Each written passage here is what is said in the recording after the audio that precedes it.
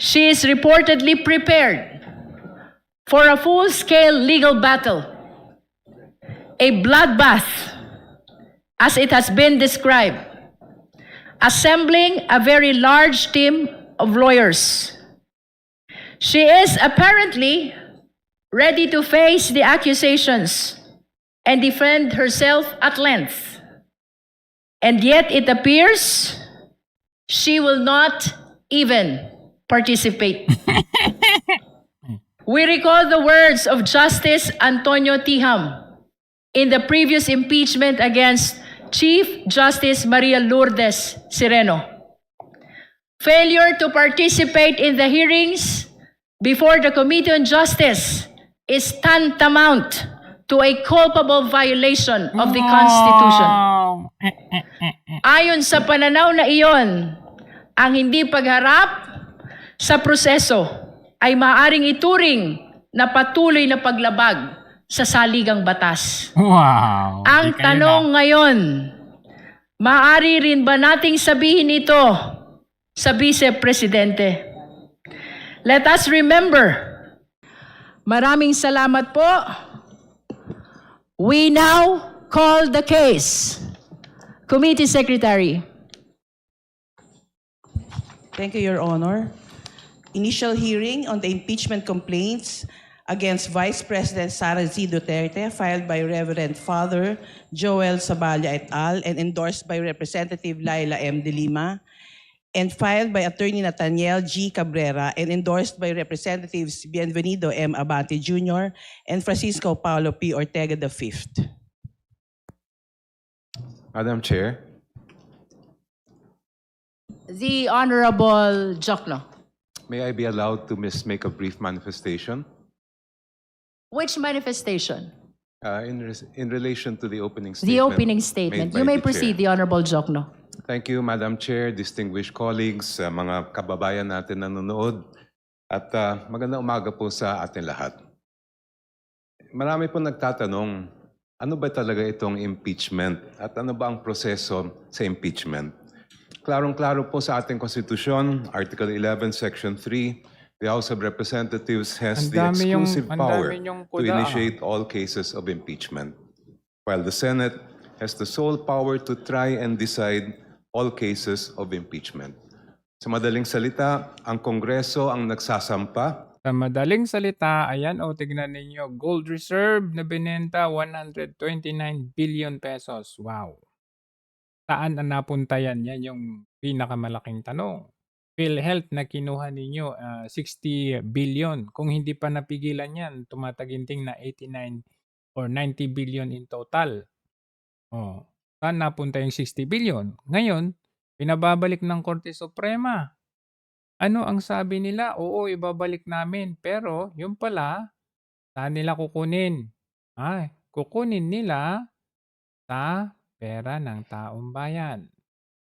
Kasi kukunin nila sa 2026 na GAA. Okay? So, sino ang niloloko nila dito? Ayan, tignan ninyo yan, oh.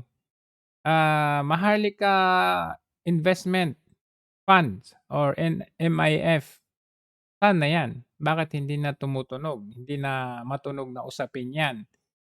Sabi nila, kukunin nila sa GSIS, SSS, Land Bank, yung pera na ilalagak nila dyan sa Maharlika Investment Fund. So, ano nangyari? Walang nangyari. Sino na ba ang investors dyan sa MIF na yan? Wala. Kasi sabi nila, kailangan natin ito para naman tayo ay magkaroon ng mga investors at dito natin ilalagak. Walang nangyari. Land Bank, ayan, 62 billion. Yung PDIC na kinuha, bukod sa PhilHealth na 60 billion, meron din sa PDIC, 117 billion pesos.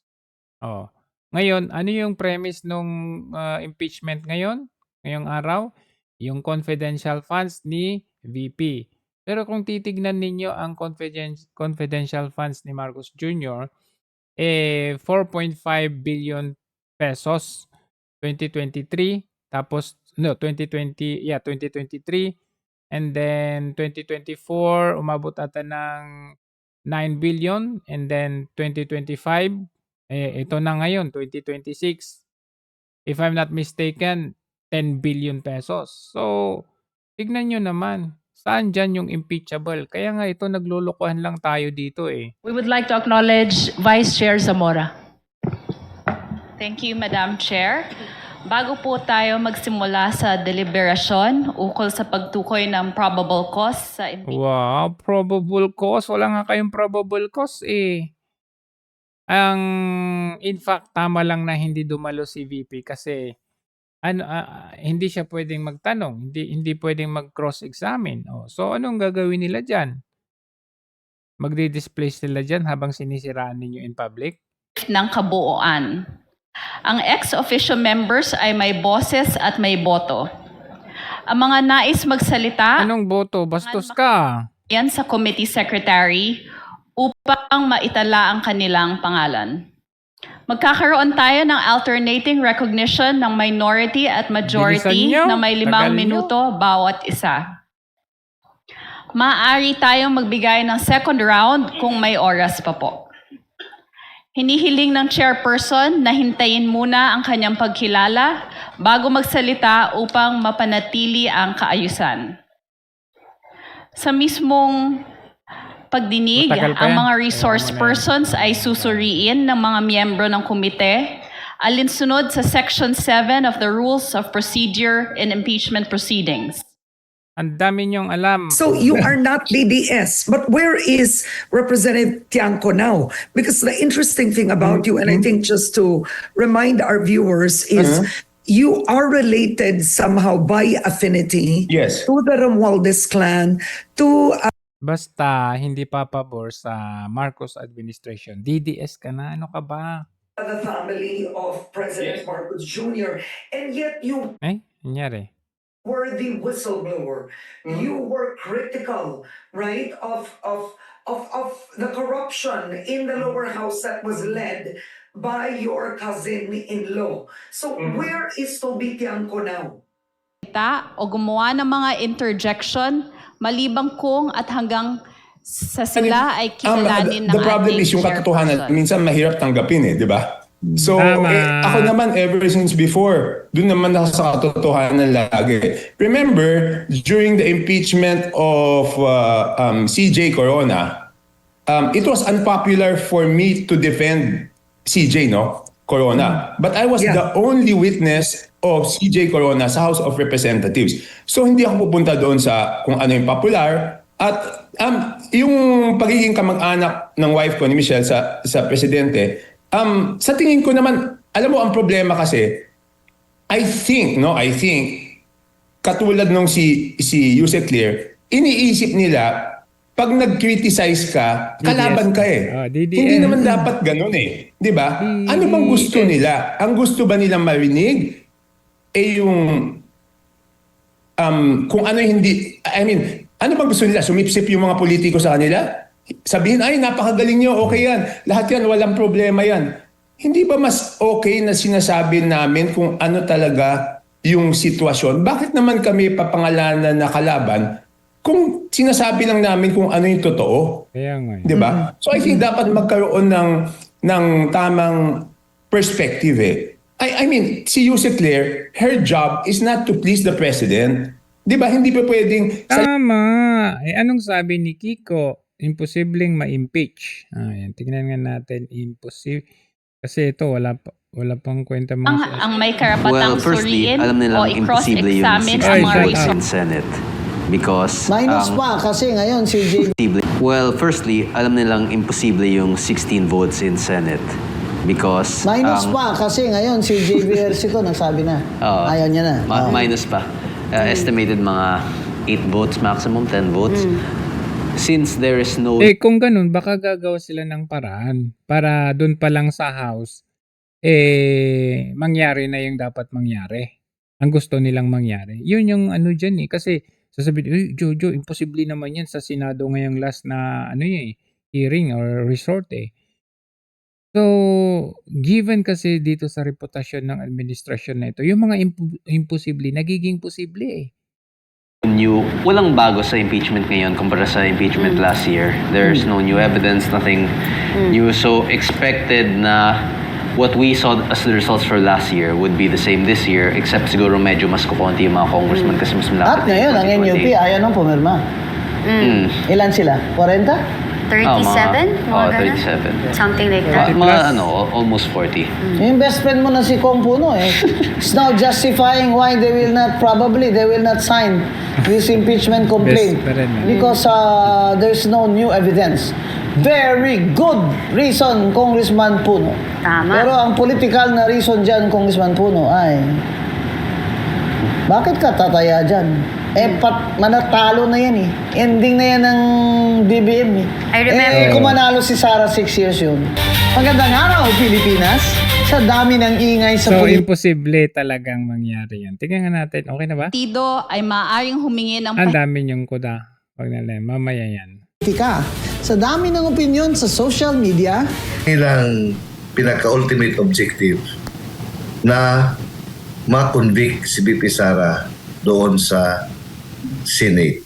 Kaugnay po nito, attorney, na pag-uusapan natin, nakikita nyo po ba na hindi talaga lubusang uusad po or nakikita nila na pahirapan ang pag-usad nitong impeachment? Kaya ang gagawin na lang nila, lulubos-lubos na nila yung panahon, nababanggit nga nila na meron daw silang mini trial, no?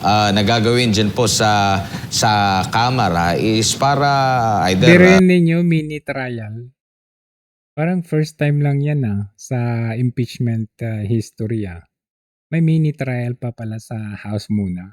Akala ko yung trial lang talaga yung mangyayari sa Senate. Kasi ipauubayan nila sa Senate yung impeachment trial eh. Ngayon may mini trial sila. So this would somehow parang mapaprejudice ba yung, uy, ito yung dapat gawin nyo dyan sa Senate kasi ito yung findings namin. Ito yung result namin dito sa House. So parang gusto lang nilang ipakita na ito na. Kumbaga sa House level pa lang, may hatol na kay VP. So pag sa Senate, hindi nila susundin or titignan, i-consider yung hatol sa House of Representatives. Magiging labas niyan, kontrabida ang Senado. So parang ganun din lang yan. For example, ang DOJ dati na si Remulla, di ba? Hinuhuli pa lang, hindi pa kriminal, hindi pa wanted, pero sa bibig ng DOJ mismo ay kriminal na. So syempre anong gagawin nung korte kung hindi tatalima, 'di ba? Hawak niya rin 'yan. So ganun ang ginagawa nila ngayon kasi magtataka ka, may mini trial na sila.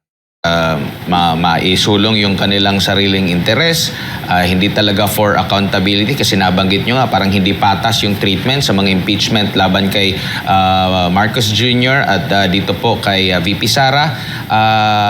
Doon na lang nila ibubuhos for the purpose na magkaroon ng masira ang pangalan ng pangalawang Pangulo po, attorney? Actually, Almar, ang kanilang pinaka-ultimate objective na ma-convict si BP Sara doon sa Senate, which at this time is an uphill climb. But yung pinaka-short term nila na target, yung sasabing mini trial, is to destroy, to blacken, to demonize the Vice President, to create a narrative. Kahit pa yung narrative na yan ay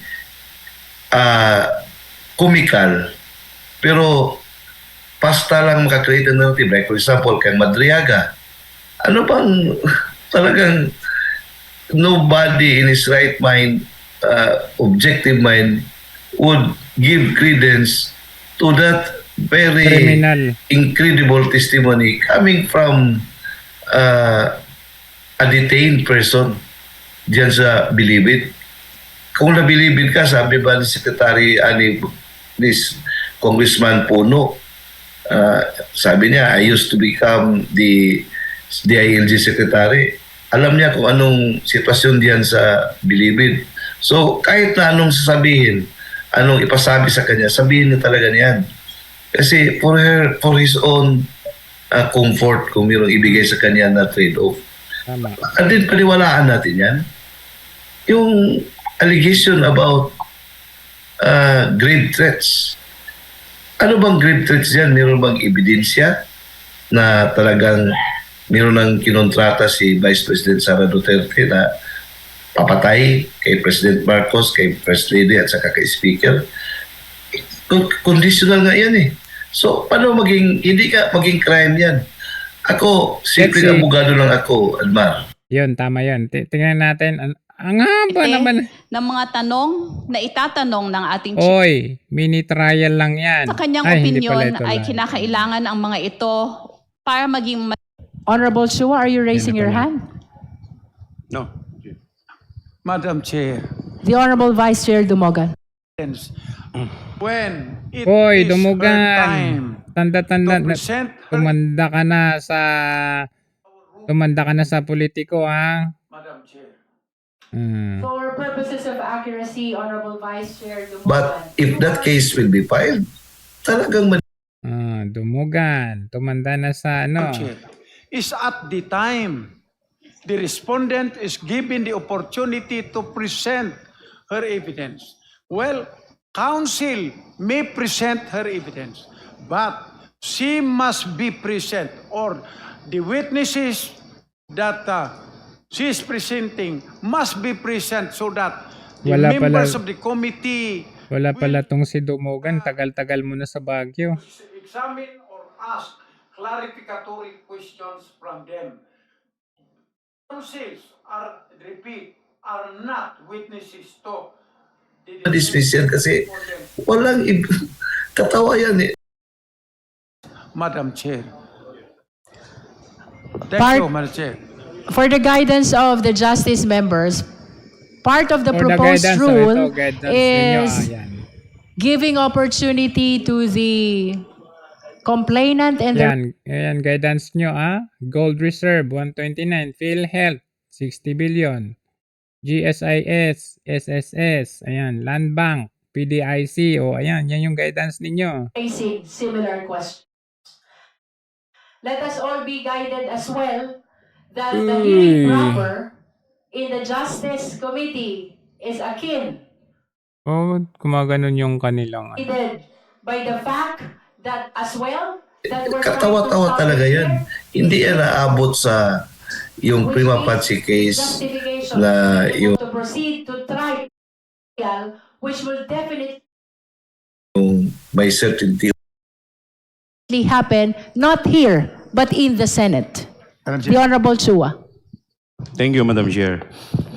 Madam Chair, let me read what is provided under our rules, the rules of procedure in impeachment proceeding. Under Section 7, it provides that if the committee finds that there is sufficient ground for impeachment exists, the committee shall conduct a hearing, which we are now doing.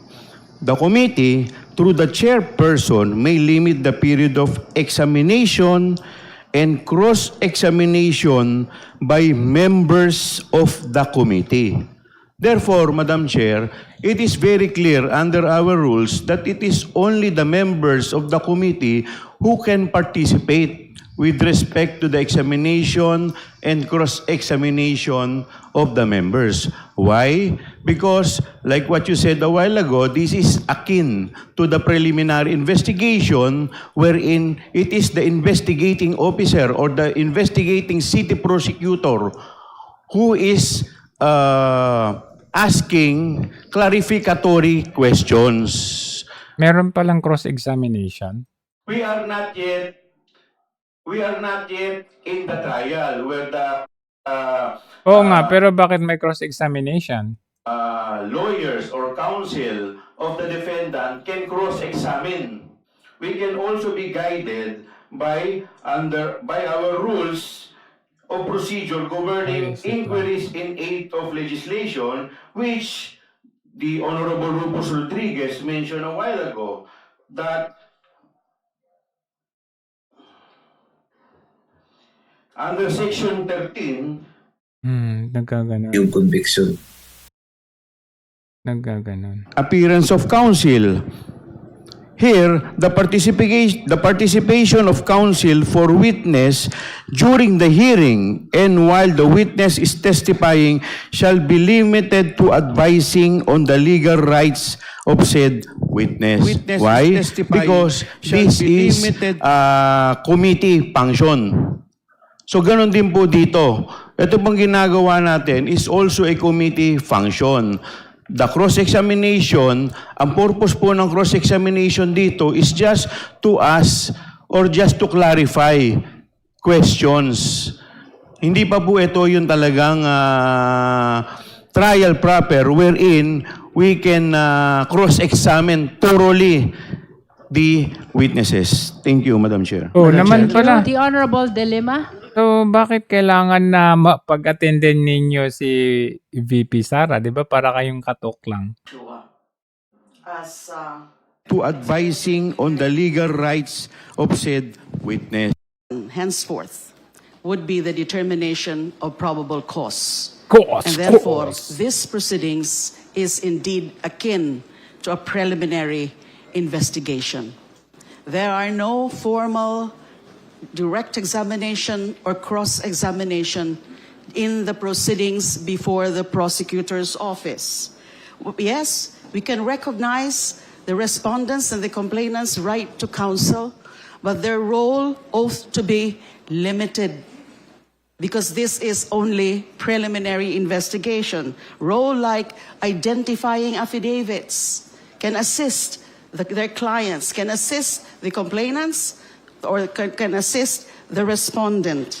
But if they have questions, as expressed and as already laid down in the ground rules read by the Honorable Representative Zamora, they can force it. In that case, they are afforded the right to confront, the right to ask clarificatory questions. This is not a full-blown trial yet that happens naman in pala. the Senate. Just to repeat, this is akin to preliminary investigation, determination of probable cause. So sa preliminary investigation, kailangan nandun si VP Sara? Para talaga kayong mga tanga. So habang kayo busy-busy dyan kahit session daw tingnan nyo nakakatawa. Kahit nasa break, nasa session break daw sila, ang magi-impeachment pa rin daw sila. Talagang overtime sila Pero pag yung mga normal na session, talagang magbe-break yung mga yan, magbabakasyon yan, pupunta ng Hong Kong, Italy, Japan, pupunta yung mga yan. Pero dahil ito ay involved ang isang Sara Duterte na gustong pabagsakin before 2028, mag-overtime yan sila. At syempre, kung dati ang overtime, kung dati kasi sabi nila kahit ang on session ngayon, may paid vacation pa rin sila. So ngayon, dahil sila ay mag-overtime, double pay. Double time ang bayad. Mali-maleta in short. Abogado, but I think just for the record, meron pong sulat yung mga abogado ni Vice President Sara Duterte na wala naman po ata talaga din silang interest at this point na dumalo either ang pangalawang pangulo o yung mga abogado po mismo. And I will read it for the record. Our ground rules. We are still on our ground rules discussion. So that can probably wait and we will be able to discuss that. No, because we are now on approving the ground rules. Nakakatawa We are kayo. not yet determining what the Council or the Vice President is proposing or manifesting to us. For the Exactly. guidance of the Justice members, there is a pending motion for the approval of the ground rules read by the Honorable Zamora. Perhaps we will be proceeding to the letter sent by the lawyers of the respondent after we address the motion for the approval of the ground rules. Yes, Madam Chair, but just to make the point that even if we talk about a conceptual matter relating to the right to counsel, if the counsels themselves are actually questioning these proceedings and the Vice President herself is questioning this proceeding, I think that needs to be placed on record, Madam Chair. So I will read it. For two Narvasas and Salazar. Galit na galit Chair. The Honorable Ridon That will is be out of requested order. to defer the discussion on the letter of Fortuna Narvasa until we address the pending motion before the committee. Grabe, tulong-tulong talaga sila. The Madam same Chair. has been seconded already. Other discussion because there were interjections. That is with regards to the ground rules. Yes, Madam The Honorable Rodriguez. Madam Chair. Tignan na natin si Rodriguez ngayon na patunayan yung mga ano niya. Ay, hindi pala si Rodriguez. Questions and I Si refer now Puno to pala. Dapat nandyan si section Puno. Dapat nandyan. committee finds and then the committee shall conduct a hearing and examination and cross-examination by members of the committee. Very clear. However, Section 7 shall obey the Constitution of the Republic of the Philippines. The Bill of Rights, Madam Chair, Article 3, provides that the right to be heard by himself or herself or to counsel is inviolable. It is in paragraph, in section, in the rules, in the Bill of Rights, is in the section on Section 2, and then also on custodial Section 2 and Section 4. So, Mr. Chairman, I am saying that we just have to give the right, otherwise there will be no due process. If only the members can ask, we should allow. Can I finish? Totoo yan. Chair, I have allowed my good chair to finish. So let me finish my manifestation. Totoo yan. Madam Tingnan Chair, natin. Let's see. it is very clear that councils should be allowed to cross-examine. Now, the issue here is that the rules provide that they submit the questions to the chairman. Will the chairman have the discretion to read or not? Or everything that will be given to the chairman will be read? To answer the question of the Honorable Rodriguez, so long as the question is germane to the discussion pending before the committee, the chair will read the questions which are being submitted or which will be submitted by the councils Thank you, Madam of Chair. the but I have parties. to be Nothing. able to state that this representation believes to be able to afford Jermaine, baka sabihin mo, as long as the question ay tumatalima sa kagustuhan namin, yun ang dapat mong sabihin. rights of a person who is accused, in this case, akin. Rights of a person who is accused, in this case, akin. We are really, this is even more than a criminal case because we are trying to remove the official who had the highest votes in the history of this country as Vice President. So what I'm saying, Madam Chair, we should allow the councils to appear if they so wish and be able to cross-examine the witnesses of the complainants. That is the way to be able to afford the opportunity of procedural due process as is written in Article 1 of Article Tama. Constitution. Madam Let Chair. us be Ganun dapat. Kailangan. merely a clarificatory hearing. Trial is different because, as has been repeatedly stated, only the Senate can conduct the trial. Madam What Chair. will happen before us is merely clarificatory hearing, and those questions are to be raised. Alam na. Halatado na talaga. Ang labo nyo, clarificatory, ito ay preliminary, pero bakit kailangan yung paabutin si VP Sara dyan? Ngayon, gusto nyong papuntahin siya dyan, pero hindi pwedeng mag-cross-examine. So, anong silbing size na pagpunta niya dyan? I think that has been addressed in the proposed ground rules, that their questions may be submitted to the justice chairperson who will be reading those questions to be answered by the resource persons. Madam Let Chair. us draw the line between the clarificatory hearing between the Justice Committee and the trial, which will happen in the event that there is probable cause in the Senate only. Madam Chair. The Honorable Chua. Thank you, Madam Chair. Talagang To answer the manifestation of my professor, the Honorable wala talaga tong ito ay tulong-tulong yan sila talaga. Why? Because the respondent was given the opportunity to answer. That was the time when she is allowed to give all her answer. Now, sinasabi po natin that this is akin to preliminary investigation. Sa preliminary investigation po ba, did we allow the complainant and the counsel to cross-examine? No.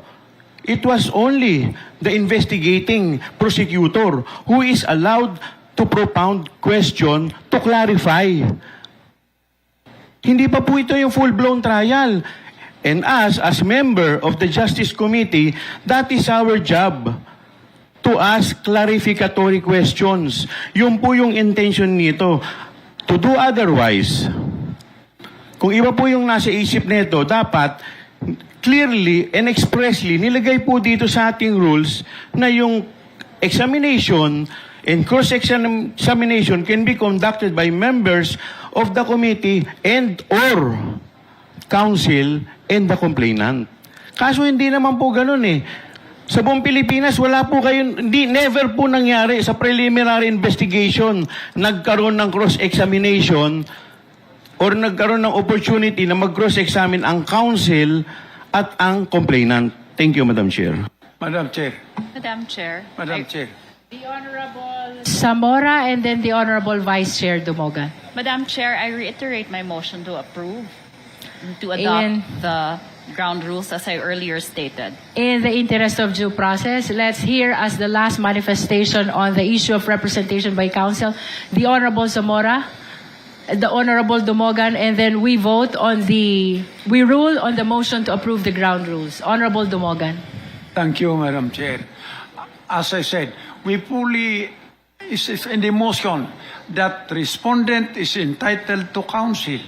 In her counsel are entitled to ask clarificatory question, but it must be coursed through the chair, who will read the questions. That is the same in a preliminary investigation in a criminal case. But on the other hand, after the complainants had presented their evidence, it will now be the turn of the respondent. When the turn of the respondent will come, counsel can possibly present also the evidence of the respondent.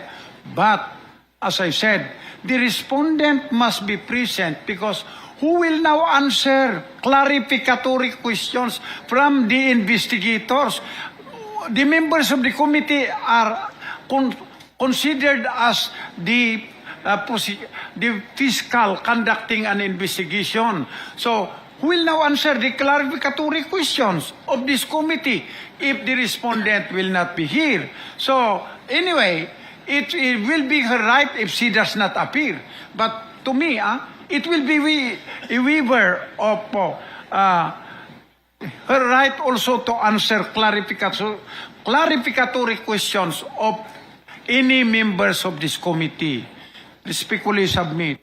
Thank you. At this juncture, we shall now resolve Madam Chair. the motion. I think we've heard already all your meaningful and significant manifestations on the right to be represented by counsel. So with the indulgence of the Madam Honorable Chair, Zamora. there is a next ground rule which I would like to again manifest. We're finished with the representation and Okay. presence. You may proceed on the next ground rule. I would like to ask our Vice Chair, after the issue of the questions to be sent, what is the next ground rule? Because I have also a manifestation on that.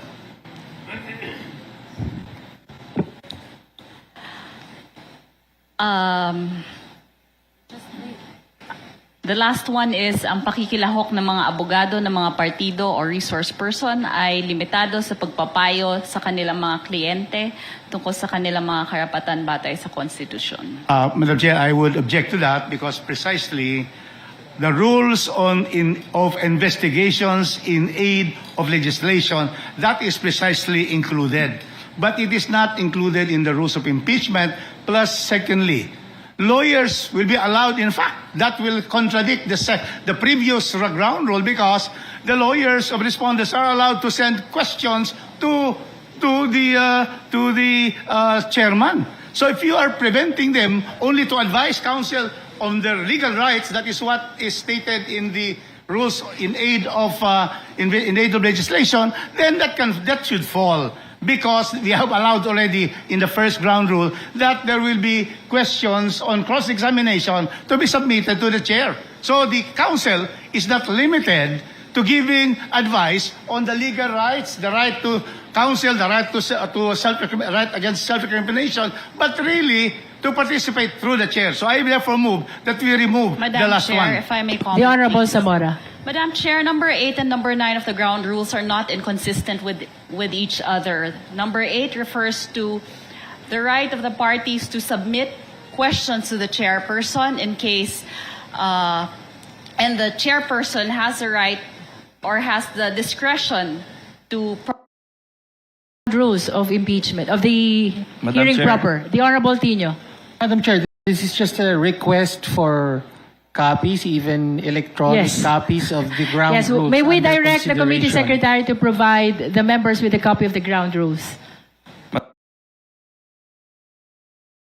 Madam Chair, manifestation. The Honorable Diaz Puno. I refer back to the comment of the chairperson earlier that the questions being raised by the lawyers be coursed through her for determination on whether or not they are germane to the discussion. This leads us, Madam Chair, to the question of what is this committee tasked with deciding? Are we going to decide veracity or non-veracity of evidence? Or are we merely made to decide whether the evidence presented by the complainants are relevant to the complaint that they have submitted?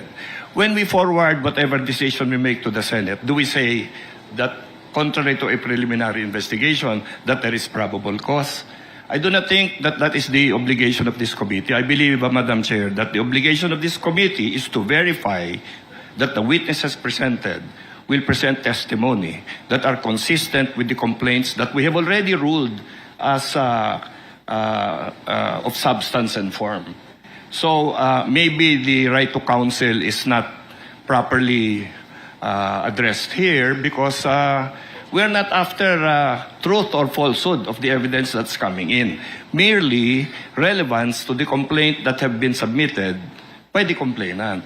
When we elevate it to the Senate, we are not saying that anything is true or not true. We're not saying that anybody is guilty or not guilty. We're merely saying that the complaints have been found to be in form and substance.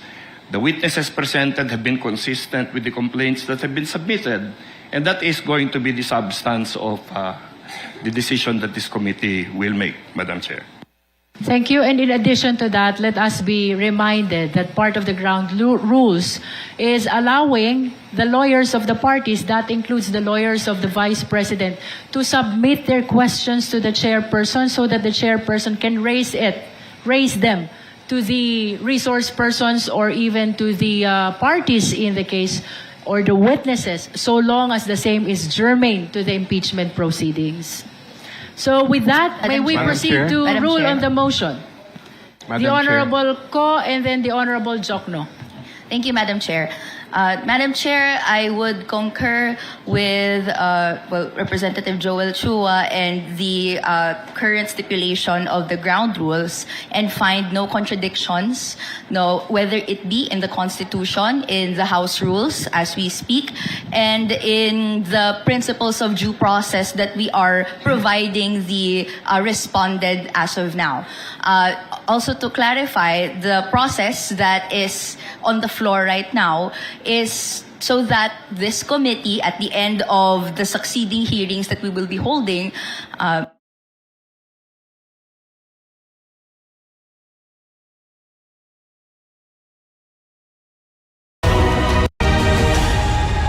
Assalamualaikum warahmatullahi wabarakatuh. Madayaw, umayo adlaw kaninyong tanan. Magandang araw sa inyong lahat. Kaisa ako ng buong bansa sa paggunita ng National Rabies Awareness Month ngayong buwan ng Marso. Ang rabies ay isang malubhang banta sa kalusugan, ngunit ito ay maaari nating maiwasan at masugpo. Ang kaligtasan ng ating pamilya ay nagsisimula sa ating mga sariling bakuran.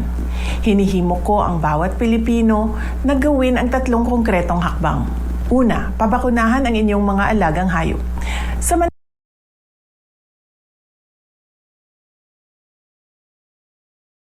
ang mga libreng vaccination drive sa inyong mga barangay at Yan na sa inyong mga lokal na veterinary office. Ang bakuna ang pinakamabisang pananggalang natin laban sa rabies. Pangalawa, Maging responsableng pet owner. Huwag hayaang gumala ang inyong mga alaga sa labas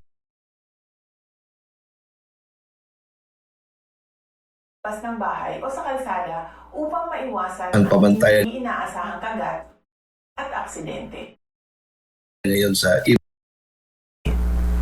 Pangatlo, humigi agad ng tulong medikal kung kayo ay nakagat. Huwag mag-atubiling pumunta agad sa pinakamalapit na Animal Bite Treatment Center para sa tamang lunas. Sa pagiging mapagmatyag at responsable, pinoprotektahan natin hindi lang ang ating pamilya, kundi ang buong komunidad. Magkaisa tayong magtulungan para sa isang ligtas at rabies-free na Pilipinas. Mahalin natin ang Pilipinas.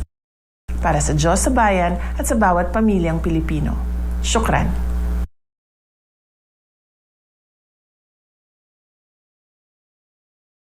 Justice Committee and the trial, which will happen in the event that there's probable proposed amendment.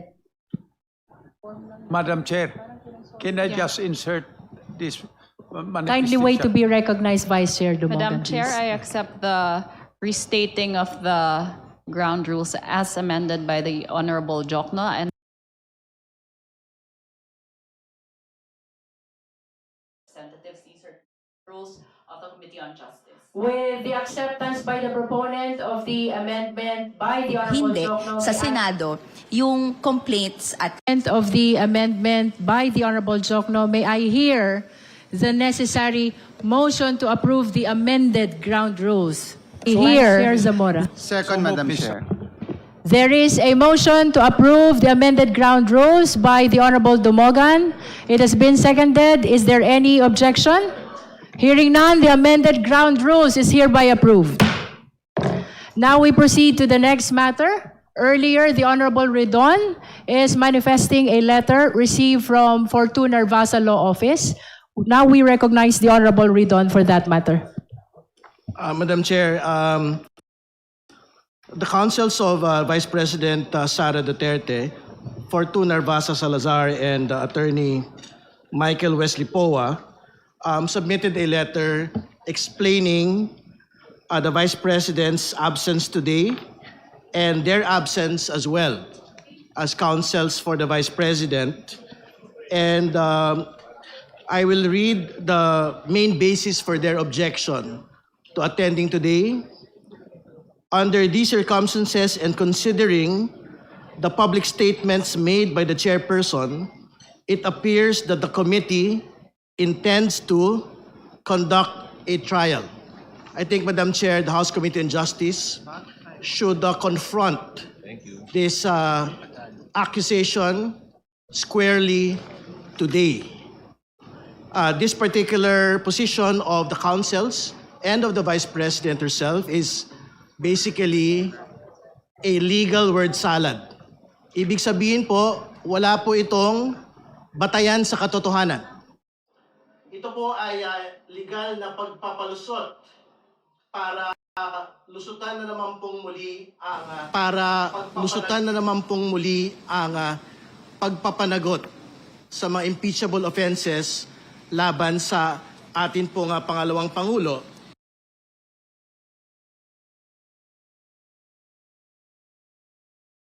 Well, firstly, alam nilang imposible yung 16 votes in Senate because Minus pa kasi ngayon si JVRC to nagsabi na. Ayaw niya na. minus pa.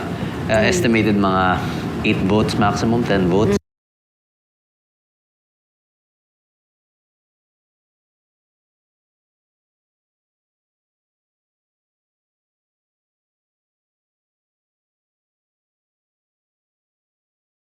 You cannot trust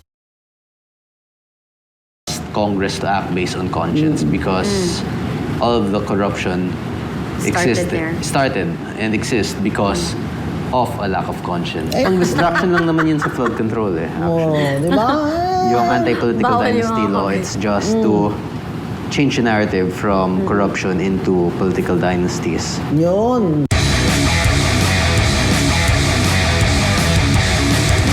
Zero tolerance.